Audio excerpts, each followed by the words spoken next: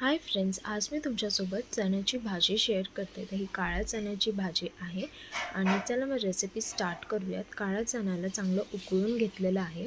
एक दिवस भिजवून घ्यायचं. त्यानंतर इथे मी काही मसाल्याचं वाटण करून घेते.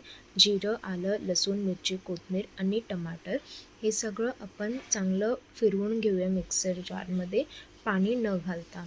तर याची आता तुम्ही पाहू शकता चांगली पेस्ट बनलेली आहे. तर तेल घालून आपल्याला इथे फोडणी द्यायची. तर राई घालायचं.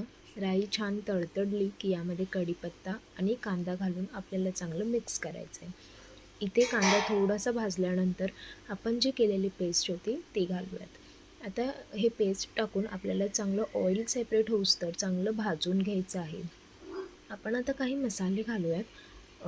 चवीनुसार मीठ, लाल तिखट, हळदी आणि गरम मसाला हे सगळं घालून एकजीव करून घ्यायचं आहे.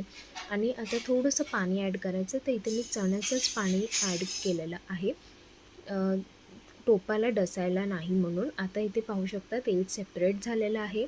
चणे घालूयात आपण आणि 5 मिनटावर आपल्याला इथे शिजवायला ठेवायचा आहे. त्यानंतर इथे तुम्ही पाहू शकता आपली ही भाजी छान रेडी झालेली आहे. जसं तुम्हाला ग्रेव्ही हवी असेल तशी कन्सिस्टन्सी ठेवा.